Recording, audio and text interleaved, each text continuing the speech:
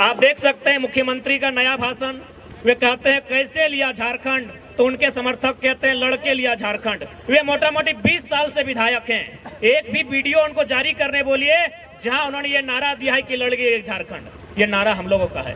आज गवर्नमेंट में बैठे लोग पॉलिसी लेकर आते हैं, कभी पॉलिसी लेकर आते हैं जो यहाँ से 10वां 12वां पास करेगा, कभी पॉलिसी लेकर आते हैं जो यहाँ पैदा होगा। अरे भाई, आप लोग विधायिका के अंग हैं या फिर आप लोग मडारी हैं? आप लोग टास जुआ खेलने वाले लोग हैं।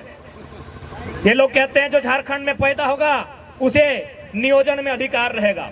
नियोजन पॉलिसी में शामिल किया जाए कि जो लोग झारखंड में पैदा हुए हैं। हजारीबाग दुमका उप राजधानी है, रांची राजधानी है, लेकिन हजारीबाग शैक्षणिक राजधानी है। तो शैक्षणिक राजधानी में उपस्थित, झारखंड की शैक्षणिक राजधानी में उपस्थित नौजवानों, क्या इससे पहले की भी सरकार की बात करते हैं, उनकी जो नीति थी कि जो यहाँ जन्म लेगा उसे झारखंडी में नियोजन का अधिकार मिलेगा, क्या किसी भी तरह से संवैधानिक और नियमता है?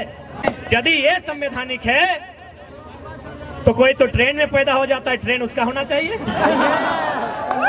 कोई अस्पताल में पैदा होता है, अस्पताल उसका होना चाहिए। तो पैदा होने से जब अस्पताल मेरा नहीं, पैदा होने से वो ट्रेन मेरा नहीं, तो सिर्फ पैदा होने मात्र से उसे झारखंडी कैसे माना जाए?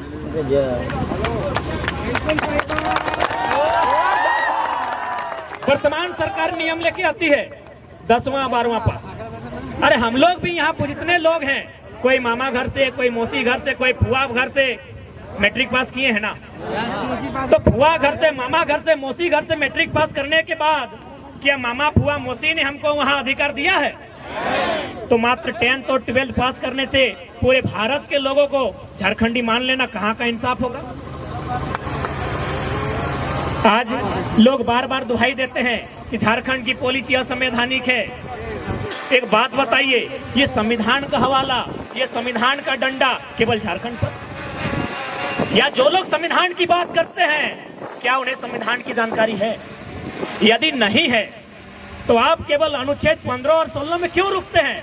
अनुच्छेद 19 तक पहुंचिए, अनुच्छेद 171 तक पहुंचिए, अनुच्छेद 371 तक पहुंचिए और उसे पढ़िए क्या लिखा है। ये भारत का संविधान बड़ा खूबसूरत है, ये कहता भी है नहीं भी कहता है। भारत का संविधान आर्टिकल 171 171 क्या कहती है विधानसभा के लिए? कि कम से कम 60 विधानसभा की सीटें होनी चाहिए, कहती है ना।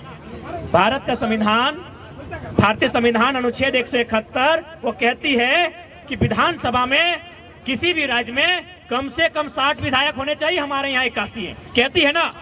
लेकिन फिर वही भारत का संविधान 371 जिनमें कुछ धाराएं हैं जो सिक्किम, अरुणाचल प्रदेश और गोवा के लिए कहती है आप 30 और 40 में काम चला सकते हैं।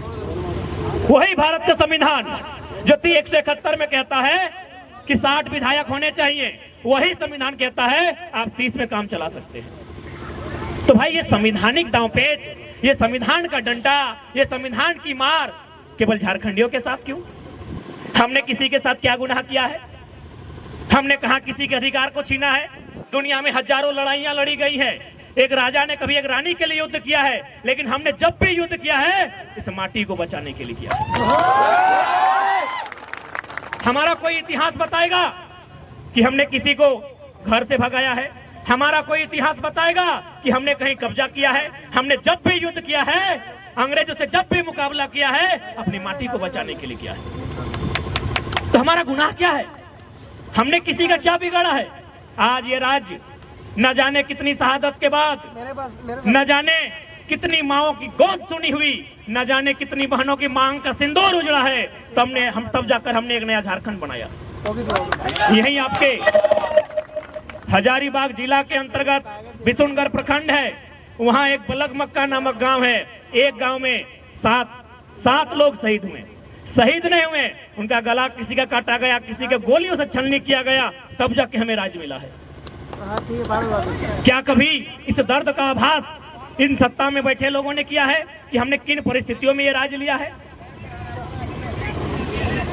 इसलिए आज जितने भी नौजवान जो अपने घर से बाहर छात्रावास में जाकर तैयारी करते हैं, कभी उनके दर्द को किसी ने समझा है कि किस प्रकार हम अपना मुर्गी, चंगना, छगरी, पटरू, गाय गोरू बेचकर अगर हमारी माओं के पास अगर पुरखों का गहना है उसे गिरवी रखकर अपने खेत का जमीन का टुकड़ा किसी को कर्ज में रखकर बड़ी मुश्किल से पैसा जमा करते हैं। उन पैसों को गठरी में भेजकर बच्चों को हजारीबाग, किसी को रांची, किसी को धनबाद भेजा जाता है। इस उम्मीद के साथ भेजा जाता है कि जब बच्चा घर वापस आए तो एक छोटी सी नौकरी लेकर आएगा। और उस उम्मीद को पूरा करने के लिए बेटा दिन रात मेहनत करता है।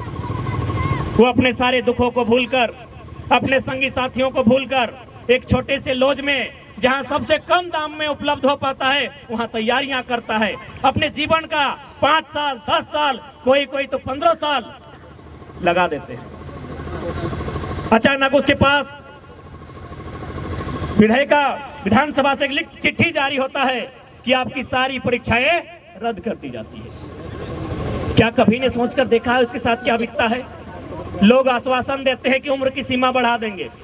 एक बात बताइए, जो लोग थोड़ा सा टेक्निकल एग्जाम की तैयारी करते हैं वे लोग अगर उम्र की सीमा बढ़ा दी जाए तो सक्षम है, लेकिन जो लोग डिफेंस की तैयारी करते हैं उम्र की सीमा बढ़ाकर उन्हें घोड़ा बना देंगे क्या?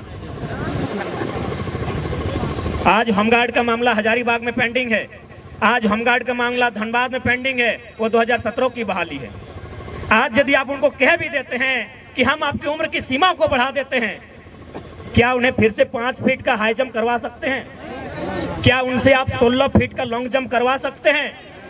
क्या उनसे आप 5 मिनट में 1600 मीटर दौड़वा सकते हैं? तो वास्तव में इनके पास विजन नहीं है, इनके पास मिशन नहीं है, ना इनके पास दूरदर्शी सोच है। इसलिए आज झारखंड के तमाम नौजवानों को, पढ़ने वाले छात्रों को आज एक जगह आकर इस आंदोलन को भागीदारी देना होगा और प्रयास करना होगा। इतना जोरदार हमला हो सरकार पर, या तो सरकार बैकफुट पर जाए या 24 में सरकार कहीं ना रहे।